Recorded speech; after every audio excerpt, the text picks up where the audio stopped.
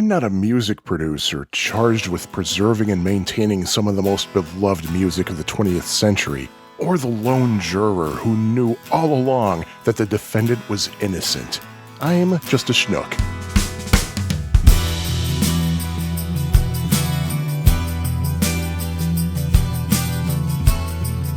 Hi everybody, and thank you for listening to Chapter 4 of Autobiography of a Schnook.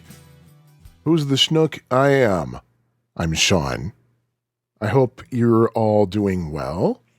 I survived Christmas and New Year's Day and all the holidays in between, and went back to work on a 3-day work week. So that was a good way to kind of ease in to the new year.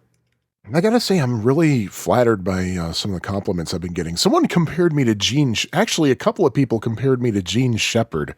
And that's quite an honor, especially if you're referring to his writing, his narration, and not necessarily how he is to work with. But thank you. Thank you all for listening. Seriously, tell people about this podcast if you enjoy it. Please spread the word. I'd love to get a nice listener base. Oh, and if you heard Chapter 3, you heard me give an honorable mention in my top 5 Christmas albums to Emmett Otter's Jug Band Christmas, the soundtrack album. But one of the reasons that I gave it an honorable mention was that I hadn't heard it yet.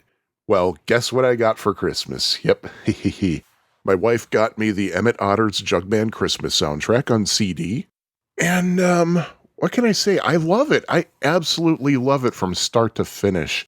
One of my big fears was that since there never was a soundtrack album released to begin with, does that mean that tapes don't exist for the recording sessions or something? What if they just take the audio from the actual TV special itself instead of from dedicated audio tapes? That was my big fear.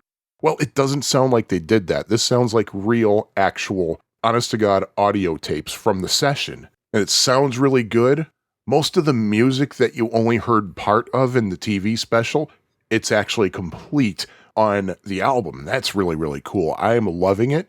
Interestingly, it's mixed in mono, but I'm wondering if it's simply because in 1977, stereo TV wasn't a thing, so they did a mono mix and didn't bother with a stereo mix, and the powers that be decided just to use whatever is existing instead of making a new stereo mix. Well, that's fine. That's fine. It still sounds really good. And on top of that, I'm going to get the soundtrack on vinyl. There was a vinyl edition produced for Record Store Day this past year, so I'm going to keep my eye out for that for any stray copies. There are plenty of good record stores in my neck of the woods here, so the hunt is going to be fun. And I want to address an email message I got recently from Chris Federico, mainly responding to my talk of the big present in Chapter 3. He says, Chapter 3 of Schnook had me wondering if I could remember all of my own big presents. He says, I typed up a list for my own amusement, and then thought you might get a kick out of it, as we're around the same age. I've got 2 or 3 years on you, and a lesser amount of massively awesome stuff to buy existed when we were kids than nowadays. You're damn right, the Atari VCS video computer system was the present. Somehow I got lucky as my dad brought the console home in February of '82 for no special reason, except that he was in the middle of the glorious 8 or 9 month period during which he was interested in video games. I hadn't even asked for the system as I had assumed it was just another dedicated Pong unit. I didn't watch commercials, even as a 10-year-old. He also bought the Space Invaders cartridge, so he must have been playing the coin-op somewhere. I became hooked almost immediately, of course, and saved up for additional cartridges whenever I could. My folks managed to avoid spoiling me and my younger brother, for which I thank them to this day. Except for the amazing Atari February, there was just one big present to be had each year, so even if I wanted something in, say, June, I'd have to wait and ask for it in December. My January birthday always comprised relatively small potatoes, money from relatives mainly. In fact, I too drank the Thriller Kool-Aid and bought the album with my '84 birthday money. That year also provided the exception when it came to not receiving big birthday presents, as that was when my dad finally decided that I should have a computer. The one he bought was, to my great and lasting delight, the Commodore 64. Oh, that's a great one to have. 1978, age 6, The Muppet Musicians of Bremen LP. Oh, I don't know that one. 1979, Dynasty by Kiss. The additional present was, to my shock, considering my dad's preference for Tony Bennett, 2 tickets to the group's December 1st concert in Albuquerque. He had to show me the tickets well before Christmas, of course. I still can't believe that he drove me to Tingley Coliseum and sat with me through that very loud Kiss gig, bless his heart. Wow. 1980, Mattel's Star Maker electric guitar. This contained a single steel string, a real one that, upon later reflection, resembled an especially thick E from a bass. The magnetic pickup also worked like a real one, except that it was powered by one of those rectangular 9-volt batteries. The internal speaker emitted electric guitar sounds, but for obvious reasons I incidentally learned how to play bass by figuring out and later writing songs on this red plastic 1-string gizmo. 1981, Mattel's Merlin. Oh, I remember that. I just never actually used one. Birthday money, Rubik's Cube. Yep, me too. 1982, Adventure for the Atari VCS. I really made out this Christmas. Adventure was the real prize, but Santa, in quotes, had also thought to buy Donkey Kong and Star Raiders, and my dad's partner got us Frogger. 4 new games in one day? Holy jumpin' snot balls! Birthday money, the paperback book Mastering Pac-Man by Ken Ustin. Is that how it's pronounced? Ustin? Oh well. 1983, Star Trek for the Atari VCS. Birthday money, Vanguard, purchased by mail from the Atari Club. 1984, a good stereo. I think it was a Sharp turntable dual cassette separate 1/8-inch left-right mic jacks for recording and crude overdubbing, the works. I'd grown sick of my comparatively lo-fi turntable and speaker in one. Yeah, don't we all? 1985, the Beatles collection. This included all the Parlophone LPs through Let It Be, plus a disc called Rarities, not to be confused with Capitol's 1980 album of the same name, which mostly contained different songs. I had spotted this English box set at the Price Club, Albuquerque's 80s equivalent to today's Costco and whatnot, and immediately wanted it. Of course. Like, duh. Magical Mystery Tour and the non-album singles were obviously left out, so in order to have an official Beatles discography that was closer to complete, I soon bought the American Red and Blue doubles from '73. In fact, those were probably my birthday money purchases. I'm still puzzled as to the local existence of the UK versions of the Beatles collection.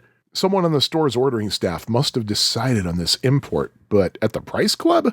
The place mainly specialized in bulk packages of things like Sugar Crisp cereal and fruit roll-ups. 1986, a Commodore 128 and 1571 disk drive.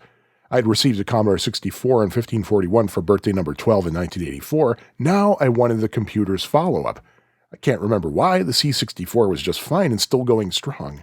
1987, an acoustic guitar. Dad got me a nice Yamaha 6-string. Birthday money, all existent Bloom County books. 1988, a drum set. Well, that was what I asked for. Nice try, Chris. Far too expensive. I received other nice stuff instead, including a VCR and some new Commodore 64 128 software. When I put together my first band, I borrowed a drum set from a very kind classmate for over a year until I saved up for my own. Looking back, I took advantage of Scott Aiken's kindness. I didn't mean to, honestly, but hell, his folks had bought him this nice DW kit for Christmas, and he didn't retain as much interest in it as he had anticipated. At least in my garage, they were getting played. There were no big presents of note from 1989 onward, mostly dull grown-up stuff like clothes. That's what I get for no longer asking Dad for specific things. Looking back, true to reflections in Chapter 3, the best present was that I got to have my grandfather around till I was 9. The other grandparents lived well into my adulthood, which of course was no mean gift itself, but I really clicked with Dad's dad. He was fascinated with astronomy and made me just as fascinated. He was a PBS junkie. We watched Cosmos and Nova together. He showed me how to build and paint a model of the solar system using styrofoam balls attached to the sun with pipe cleaners. That won my 3rd grade science fair. And Pluto is a planet, damn it. But of course, you're reading the words of someone who stubbornly maintains that the words text, source, reference, and transition aren't verbs and never will be, popular parlance be damned, and that fail is not a noun, Chris++. He has a couple of PSs here. The first one, in response to my top 5 Christmas album, he says, as great as Giraldi is, I can't recommend his album Oh Good Grief. I mention this in case you decide to go hunting for more of his music someday, but then if you think you'll enjoy hearing his piano parts being reproduced on a cheesy early 70s electric piano, think of the sound in Stevie's You Are the Sunshine of My Life, except even worse. Oh, God. Then you can confidently ignore my advice. I think old Vinny wanted to make his great Peanuts jazz more hip. Could it get any hipper than its original form, though? I ask rhetorically. Next, he says, Spectre's production might not hold up beyond the era of prevalent tinny mono. I've had to add reverb to the dry vocals and drop the overall mids for my own copies, but one can't deny his impeccable taste in choosing and collaborating on songs. He's a Rebel, actually written by Gene Pitney. Da Do Run Run, sung by the Actual Crystals. Be My Baby, Walking in the Rain, the Darlene number you cited. Bulletproof stuff, in my opinion. Because I've been into oldies since I was very young, I can't imagine my life from adolescence onward, including my first dates, etc., without such early 60s American rock and roll. Not only the stuff from California, I've often gone on about the Shangri-Las and their producer George Morton in New York, recording on Lieber Stoller's label Redbird. Many of the girls' songs, excepting the unbearably corny Leader of the Pack, are also among my favorites. And his last PS here. A Christmas Trivium. Ooh, Chris, lovely use of the singular there. A Christmas Trivium. Speaking of Herb Alpert, his breaks in his version of A Taste of Honey, which mainly features strikes on a lone bass drum, were Hal's idea. I almost typed drummer Hal Blaine's idea, but considering to whom I'm writing, describing who Hal is would be an insult. Oh, Chris, thank you so much. Yeah, that's not going to insult me. I say Hal Blaine all the time to people. What kind of person am I? I'm always talking about Hal Blaine. Good Lord. A lucky person, that's who. Actually, I did go out to seek some more Vince Guaraldi material. Specifically, I had a couple of Barnes & Noble gift cards that I hadn't used yet. So I sought out the other Vince Guaraldi album I mentioned in Chapter 3, Jazz Impressions of Black Orpheus, just so I could actually legally own a copy of Cast Your Fate to the Wind. One that I'd been listening to might have been borrowed. I haven't had a chance to listen to it yet, though. I just got it. It just arrived in the mail. And I gotta envy you for the drum set. I would really love to learn to play drums, but my predicament's kind of weird. I live in an apartment, and I don't want to disturb everybody. I know there are electric drum kits so that you can just listen through headphones, but the problem is I don't want to leave them out because I don't have a lot of room. I have a big apartment, but not a lot of room because Lisa and I have a lot of stuff. So I'm kind of keeping my eyes open for some kind of realistic electric drum set that's easily put awayable, if you will. And I gotta be honest, I'm wondering why you needed a Commodore 128, because I actually considered that when I was a Commodore 64 user, but I couldn't find any ways in which a Commodore 128 would be necessarily a better thing, an improvement over the Commodore 64. It's basically just a glorified Commodore 64. But I don't know. That's why I went Amiga instead. And that you got the Dynasty album by Kiss. In 1979, I actually got the I Was Made for Lovin' You single as a birthday present. I was 5 years old. And my next door neighbor got it for me, the same one who babysat me, and her own kid was my brother's best friend at the time too. So, wow. Anyway, thank you so much. Thanks for taking the time to write, Chris. And anybody else who'd like to send me an email, the address is autobio@schnookpodcast.com. So, getting back to the focus of things, it's 2019, obviously. Those of you listening in a future year, welcome to the past. Didn't do anything special for New Year's. Well, actually, to me, it was special. My wife and I habitually just stay in for New Year's Eve, although we did go to Chief O'Neill's, which is an Irish pub/restaurant in Chicago here. And in fact, I don't remember who, but somebody ranked it as the #1 best Irish pub outside of Ireland. We went there for dinner on New Year's Eve because they were ringing in New Year's Day at 6 p.m. Why 6 p.m.? Because 6 p.m. Chicago time is midnight Ireland time. It was an interesting night because there was a folk duo who came up with a couple of guitars, and one of the guys said, we're going to sing some Irish songs. And the first song that they sang mentioned Kerry dancing, pubs, lasses, and crying. Thank God they told us that they were going to be singing Irish songs, or we never would have known they were Irish songs, right?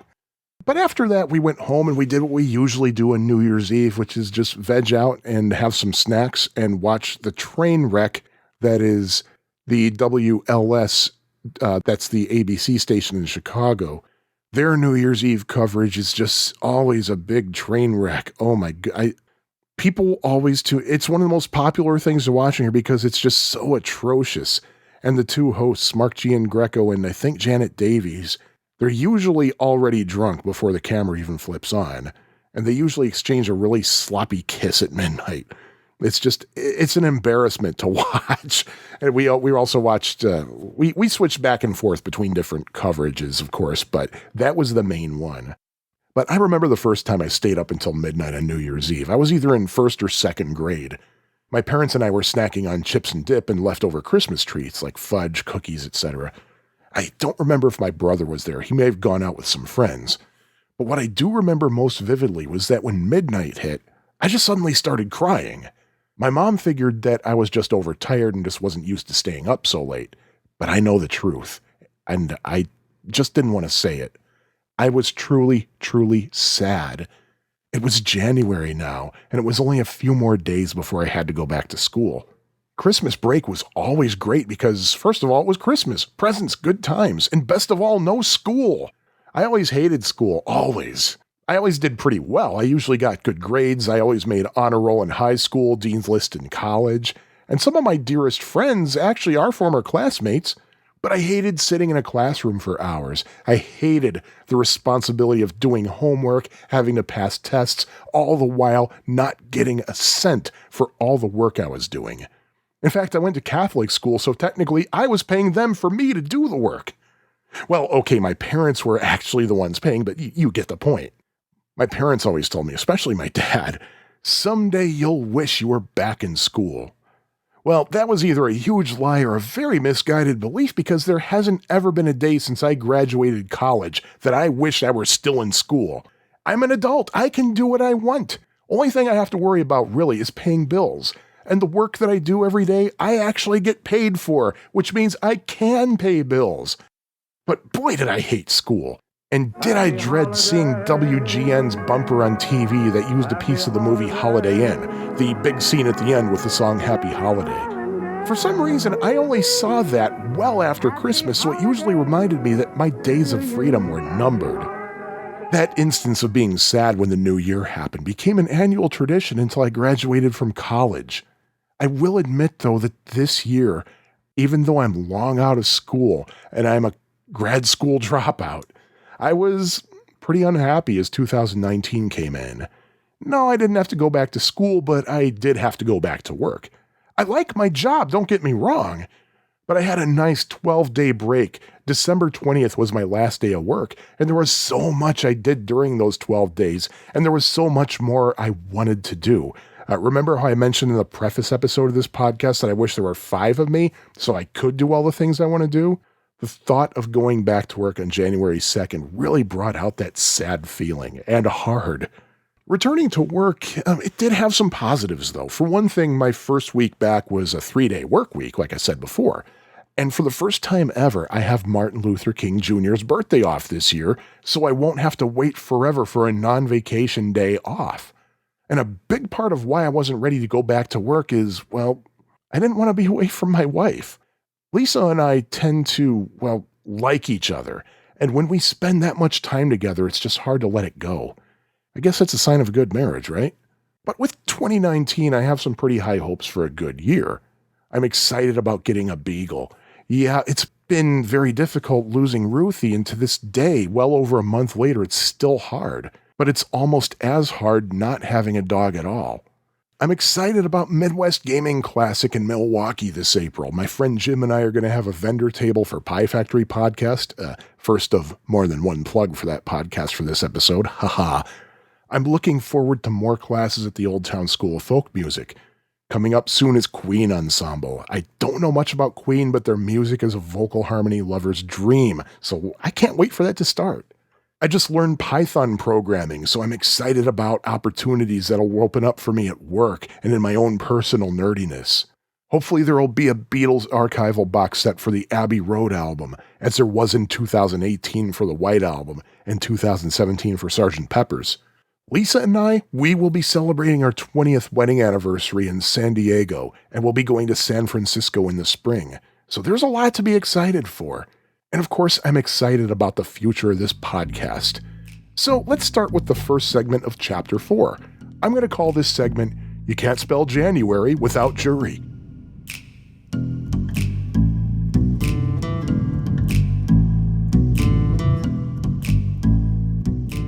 I've mentioned several times before that I live in Chicago, and Chicago is in Cook County. 3 million residents of Cook County are registered voters, but somehow it's been a mathematically improbable several years for me and many of my acquaintances if you're talking about being called for jury duty. Those of you outside of the United States, here jurors are chosen from registered voters. It seems crazy how frequently so many people get the jury duty summons from such a large pool of potential jurors. They tell you that people are chosen at random, too. Call me crazy, but I find that kind of strange because there was a 2-week period in October 2017 when no fewer than 8 people, not just from my workplace, but also from within the same geographic 1/3 of my office, including me, were summoned by the Cook County courts.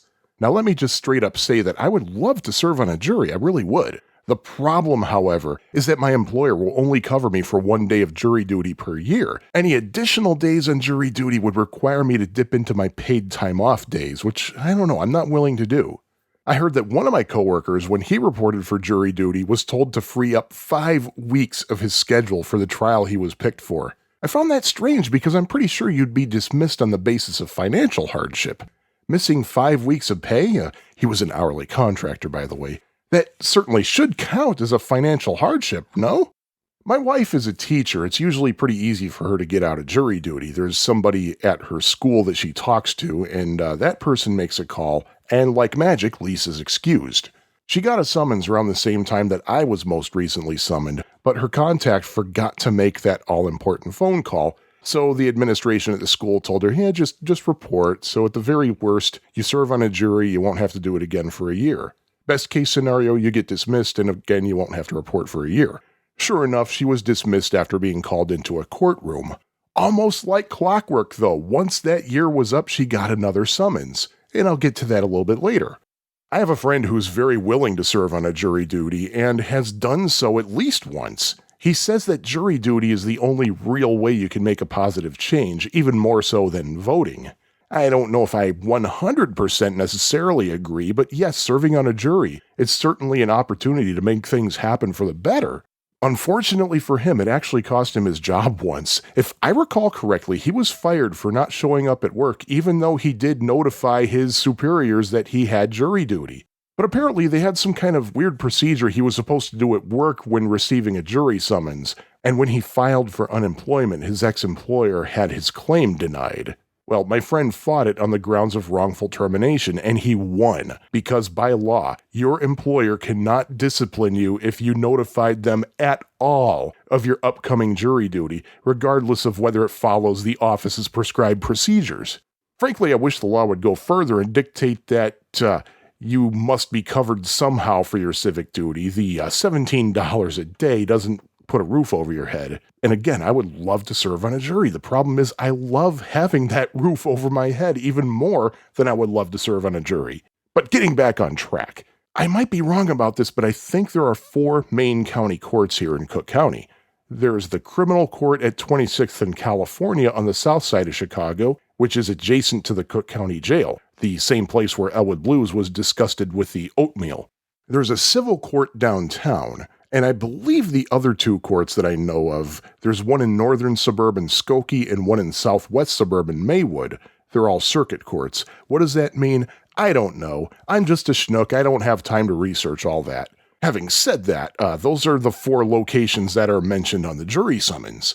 If you have to report for jury duty and you live in Chicago, the best case scenario is that you'll have to report downtown. It's usually pretty easy to get anywhere downtown via mass transit, the bus or the L train. Those of you who don't know what the L is, it's basically Chicago's subway system, although very little of it is actually subway. Most of it is elevated, hence the name L. The south side location at 26th in California, that is doable on mass transit, although from where I live, it's not really easy. It would require taking either a bus or a train all the way downtown and then transferring to another bus or another train about 3 miles west.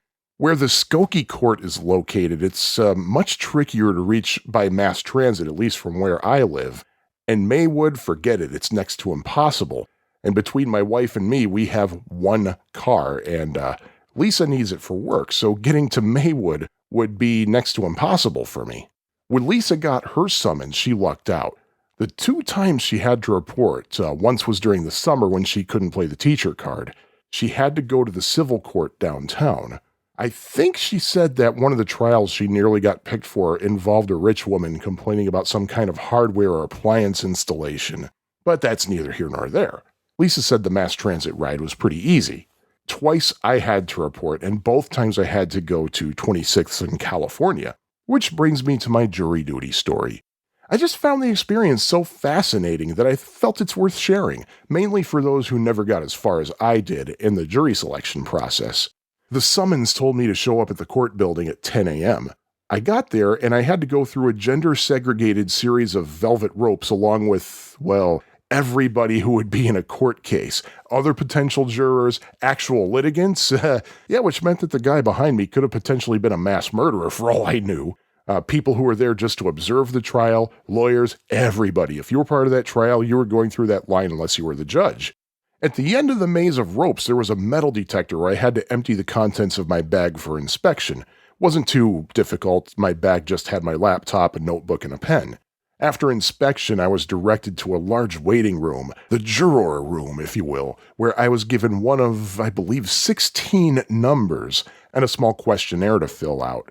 By small, I mean just 1/2 of an 8.5 by 11-inch piece of paper. Then I was invited to take a seat and get comfy anywhere in the room where I could read, watch TV, use the free Wi-Fi, whatever, just chill. The back of the room had a nice view of the downtown skyline as well as a couple of vending machines. There were several TV monitors across the room. I sat down at a table so I could do some work on my laptop. I believe I was doing research for the Galaxian episode of my other podcast, Pie Factory Podcast.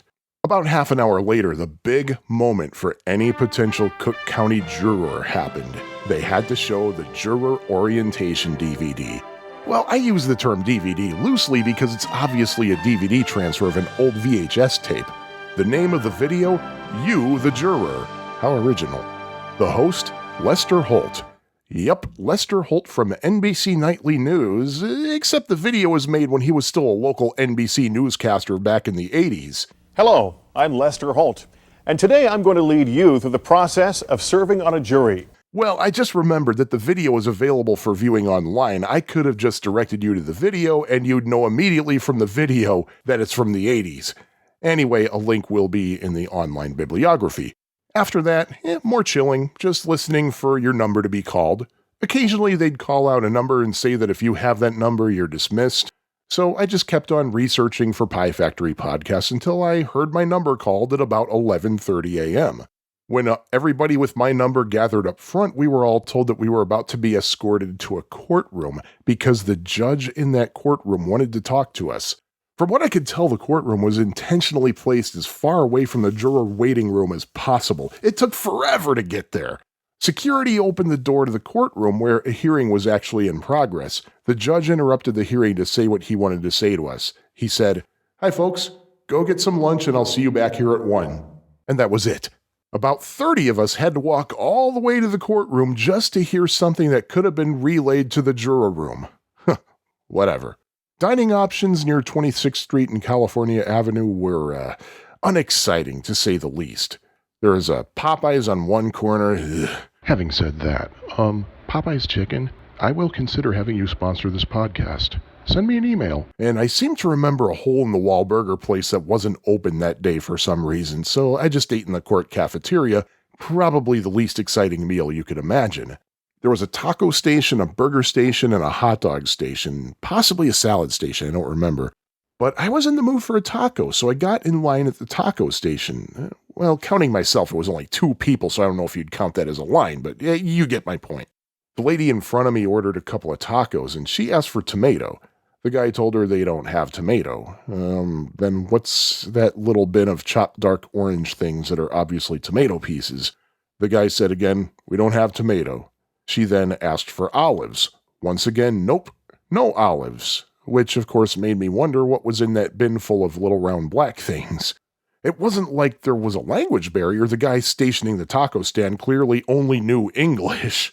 The worker denying that they had 2 toppings that were clearly in the taco station kind of tipped me off that maybe I didn't want a taco after all.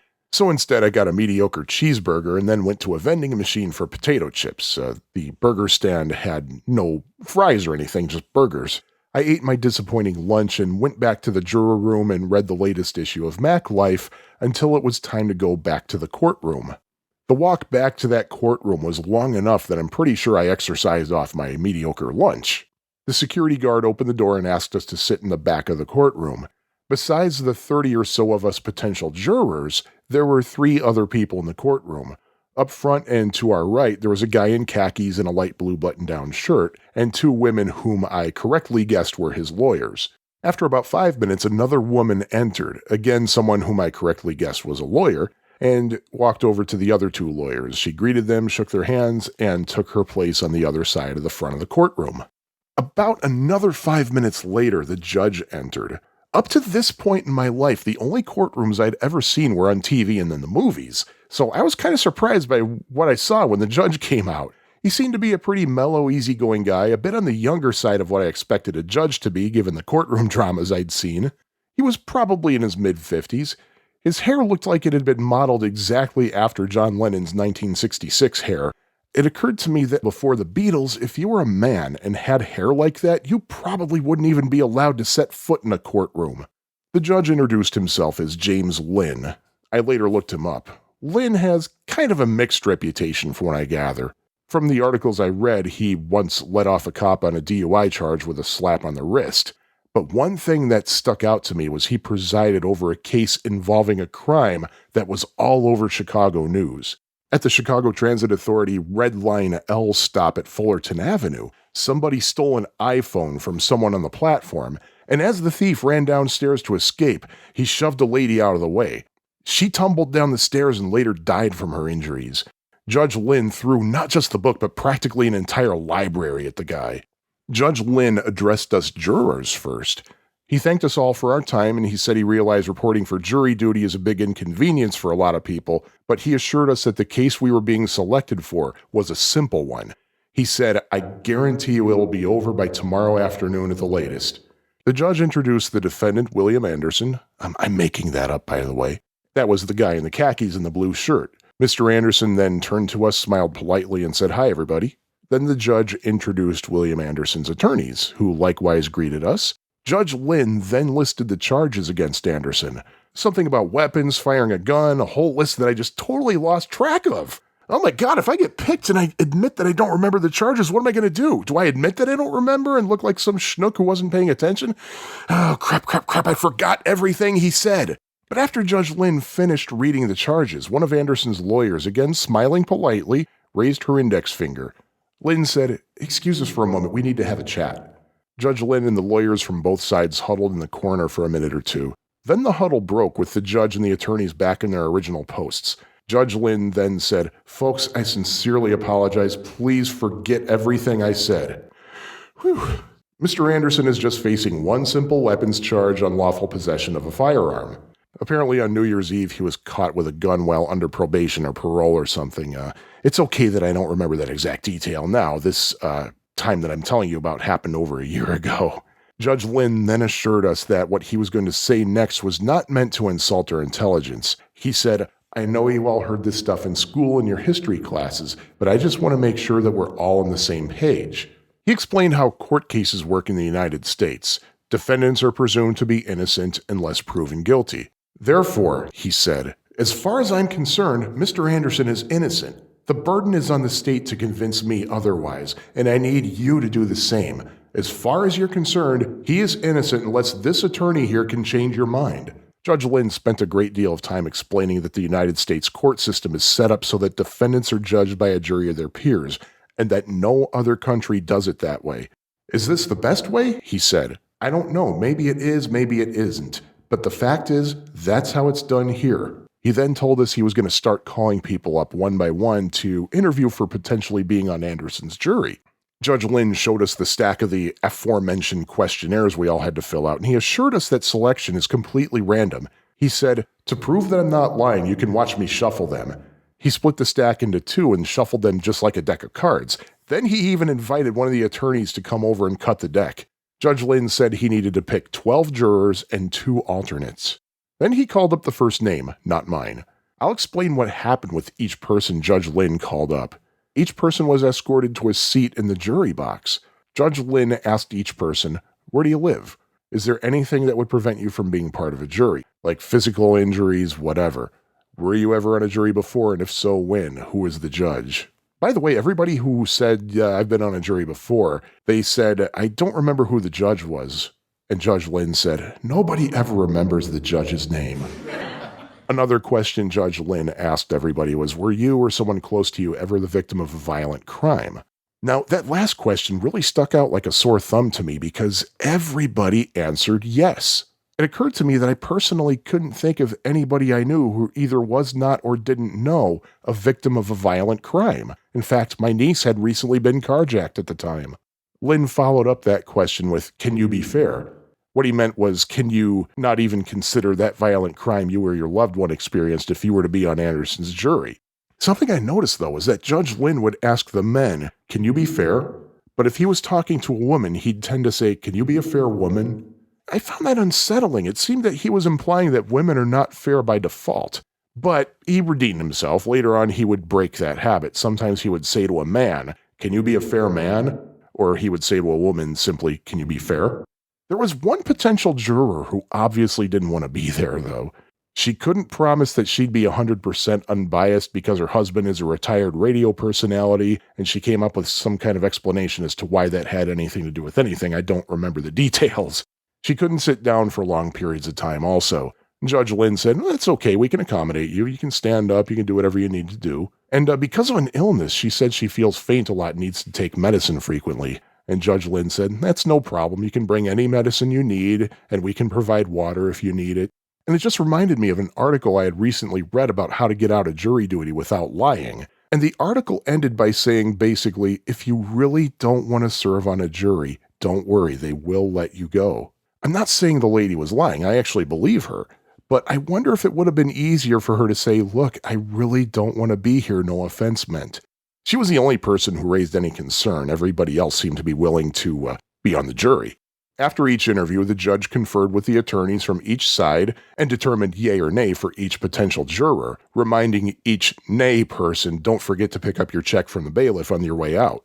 I sat in that courtroom and heard names other than mine get called. I have to admit that I was a little bit concerned that the defendant was there hearing everybody's names and he could match names to faces. You never know if somebody could seek revenge later. But I noticed a pattern with the people who were dismissed. The whiter you were, the less chance you had getting selected, and the pool selected was mostly women. So I'm thinking and predicting my future as a potential juror for this case. The judge is going to ask me where I live. When I say Edgewater, that's going to set off some alarms. Here's a blonde-haired, blue-eyed white guy with an Irish first name, a British last name, who lives on the north side in a traditionally Swedish neighborhood. There's no way I'll end up on this jury. And I continued to watch white people get dismissed. The few men who were being selected were either Hispanic or African American. Eventually, Judge Lynn told us that they had selected all their jurors and the 2 alternates, and the rest of us were free to go, reminding us again to pick up our checks from the bailiff on the way out. He then said, "In case you were wondering, the next name I would have called was going to be," and he looked at the remaining papers in the stack, "Sean Courtney." Wow, I would have been next. I admit I was a little disappointed it didn't get called. I really wanted to find out if my prediction was true. Oh well, time to pick up my $17.20 check, basically enough to cover transit and meal. And by the time I got home, it'll only be 5 o'clock, which is usually when I leave work anyway, so I get an extra hour to myself. There was a reason I wanted to talk about jury duty now, in January. My wife recently got a jury duty summons, but as a standby juror, she has to make a phone call the night before the report date on the summons to find out if she needs to report. But she got the notice at the beginning of her winter break, and her report date is her second day back at work. So Lisa can't really have the school pick up the phone and have her dismissed. It's too late. If she has to go, at least it's an easy trip to the courthouse downtown again, and she can probably still play the teacher card and be dismissed. If not, then hopefully she can tell me about an interesting dispute with a rich lady when all is said and done. And just like what Judge James Lynn said when I had to report for jury duty, she probably won't remember the judge's name.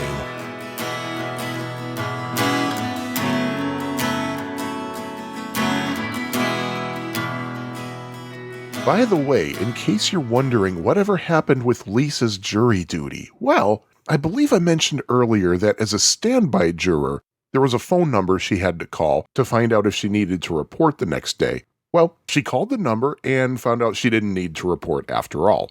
But looking back at my time on jury duty, it fascinates me how civic duty can be both boring and interesting at the same time. So perhaps I should continue that theme of duality with music for Schnooks. In Chapter 4's segment, I'm going to address the feeling that many Beatles fans have that mono is better than stereo.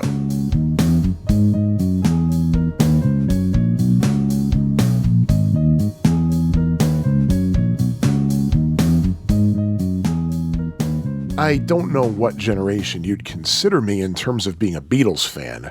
I'm certainly not first generation, given that I was born in 1974. It wouldn't be until the summer of 1987 that I started getting into the Beatles. But boy, did I get into the Beatles. It's an obsession that continues to this day and shows no sign of easing up. If you're as obsessive a fan as I am, you know that most of the Beatles music from their first album in 1963 until the so-called White Album in 1968 was mixed and released in both monophonic and stereophonic. There's a large portion of Beatles fans who strongly believe that mono is the definitive way to listen to the Beatles. However, I disagree. Generally, I prefer listening to music in stereo. Of course, a good stereo mix has a nice overall sound that gives a feel of ambiance. Also, when you hear different elements of a recording in different speakers, you can really examine more portions of the music than you could if everything were mixed down to one speaker. Now, I don't believe that necessarily everything sounds better in stereo than mono. For example, good surf music by the likes of Dick Dale. That stuff sounds much better in mono. You want the bass and the drums both coming out of whatever speaker is nearest you. But people who seemingly blindly beat the mono is the best way to listen drum will cite one or more of several reasons to support their monaural preferences. Perhaps the most common reason for preferring mono over stereo. Mono is the way the Beatles intended it. They were present for the mono mixing sessions, but not the stereo mixing sessions, so this means that they only advocated the mono versions. First of all, the Beatles didn't intend for mono or stereo. They simply intended to make a living. They played to drunk Germans and screaming Liverpool teenagers because, well, it was a much better option for employment than what else was available to working-class folks in northern England. John Lennon didn't form the Quarrymen because he wanted to record music that could be heard in its entirety in one speaker. He did it for money. Well, and girls, of course. As for the Beatles being present only for the mono mixing sessions, so what? More than likely, they were present simply because they wanted to hear what their music sounded like as a finished mixed product, regardless of whether it was mono or stereo or triskaidekaphonic. After spending hours recording take after take of backing tracks and then overdubbing vocals and additional instruments, they wanted to hear a clean version of their work after hearing raw, unmixed sounds in their headphones during the recordings. Just ask anybody you know who's in a band who's ever done a recording. The big day for them was hearing the mixed versions of their songs. Did you ever hear them say, well, I can't wait to hear the stereo mix? No, they just say, I can't wait to hear the mix. I know from experience. What's more, the Beatles' mono mixes were done first. If the stereo mixes were done first, then stereo is what the Beatles would have heard. Now, that brings me to the reason as to why the mono mixes were usually done first. Well, there are several reasons. Back when the Beatles were still a current band, their record-buying audience was kids. Kids are usually not rich, so they don't have top-notch stereo equipment or a lot of money to spend on such luxuries. They would listen to records on cheap, often portable record players with a single built-in speaker. If you're talking about America, then you also have AM radio to consider. I mention America specifically because, well, radio is kind of a moot point in England. Because of musicians' union rules, the BBC would usually not play records on the radio. The reason being, well, if you could hear the record on the radio for free, then what would be your impetus to buy it? But that a vast majority perhaps, of the record-buying fan base would be listening on low-quality playback equipment or AM radio. The mixes were made with that in mind. The mono mixes were done for optimal playback on cheap equipment. Also, mono was the universal norm in listening to popular music until probably the mid-60s. Stereo was still a fairly new thing, having been introduced commercially around 1958, and in a pretty narrow scope, I might add, usually just jazz music. Stereo was still a new, very limited technology. When the Beatles started recording in 1962, the equipment at their disposal at EMI Studios was 2-track tape. Just 2 tracks, that's 2 fewer than a cassette tape. Their first 2 albums and first 4 singles were recorded live on 2 tracks with extremely little room for overdubs. For the purpose of making mixing as easy as possible, the instruments were recorded on one of the 2 tracks and the vocals were recorded on the other track. So, when it was time to do the stereo mixes, the only way to get stereo was pan the vocal track to one side, the instrumental track to the other.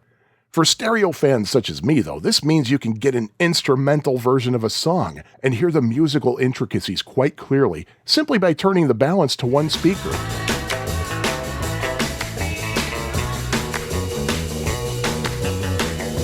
Or to the other speaker if you want early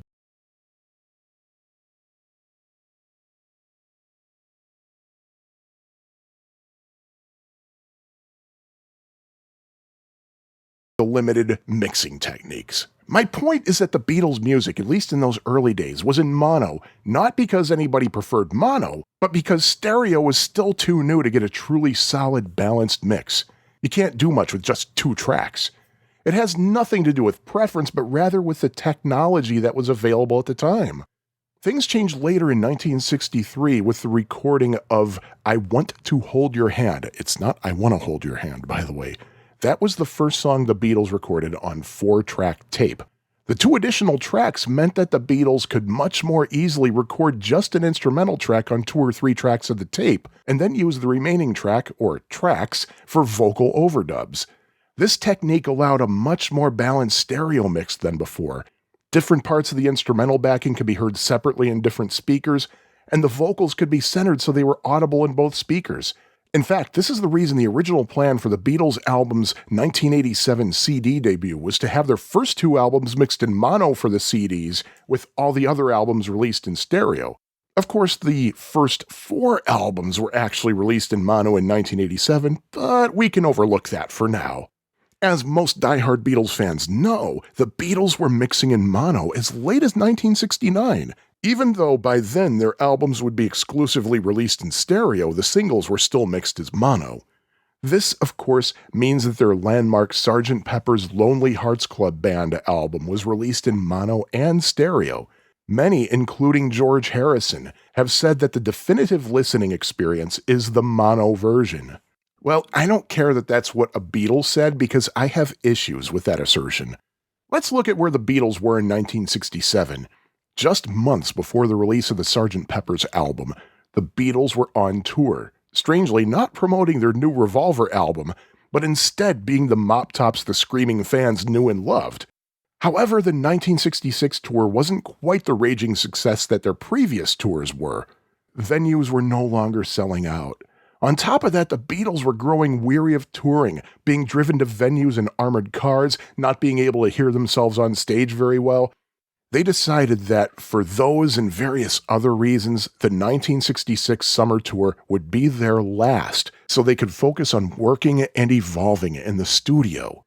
In the meantime, John Lennon and Paul McCartney worked on their own projects. John was in Spain to star in the film How I Won the War, and he brought Ringo with him.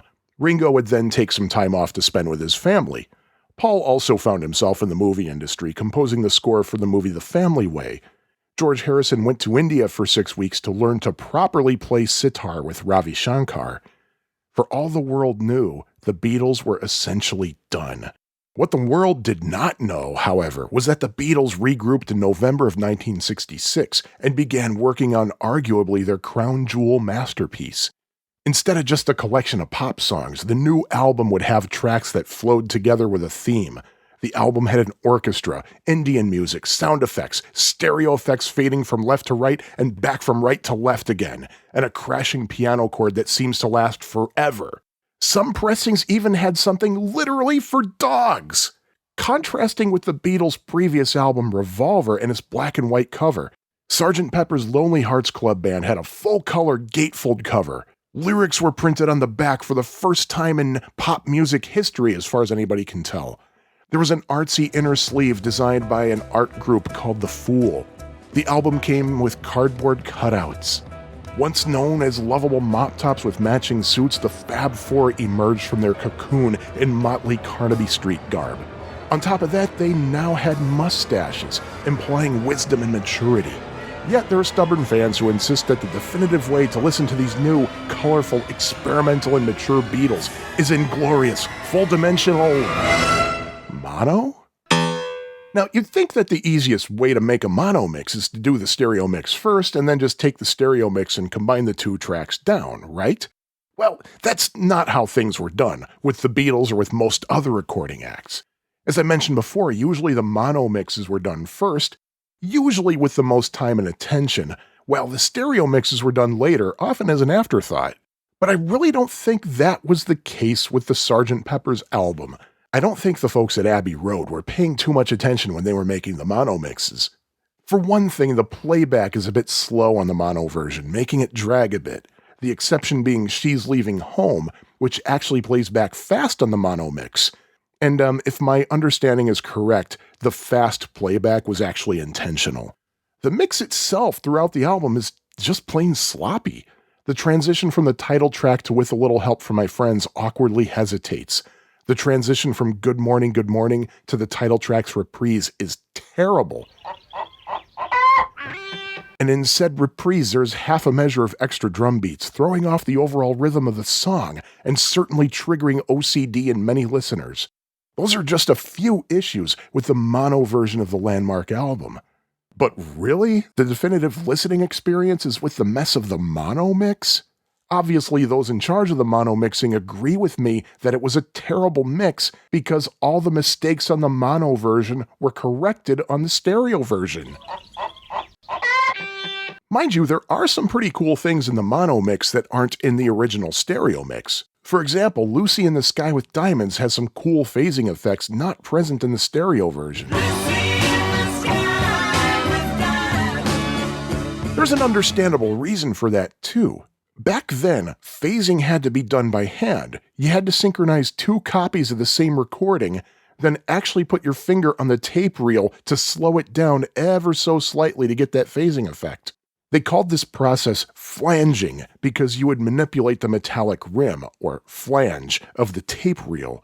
Imagine being in charge of doing the mixes and you had to do some trial and error before you got the desired phasing effect. Now, you have to go and do that all over again when you mix for stereo. Do you really want to go through that hassle again? Well, the crew at EMI didn't want to do that, so when the album was mixed for stereo, they sacrificed the phasing.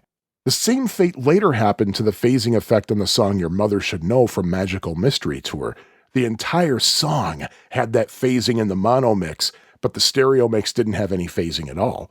But going back to the mistakes on the mono version of Sgt. Pepper's, that's not the first time there were errors in mono Beatles mixes that were fixed in the stereo mixes. The mono version of Matchbox has a vocal flub in the last verse that is not present in the stereo mix. When the big dog gets here, watch out your puppy dog run. When the big dog gets here, watch out your puppy dog run. On the different mono mixes of I Call Your Name, the intro is on the sloppy side, especially with McCartney's bass.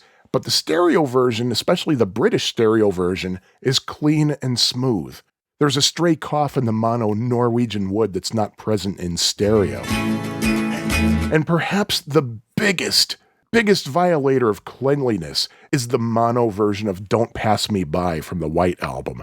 For some bizarre reason, it plays back way too fast, making Ringo sound like he's on helium. Don't pass me by, don't make me cry, don't make me blue. And the fiddle player messes up at the end. The stereo mix plays back at the proper speed, and the fiddler doesn't make a mistake. I'm pretty sure the stereo mixes were actually done first on the White Album, while the mono mixes were an afterthought in that case, which certainly would explain this anomaly. Don't get me wrong, I do recognize that there are instances of the exact opposite. Mistakes in stereo that are not present in mono. There's John Lennon's vocal mistake and subsequent laugh in the stereo Please Please Me.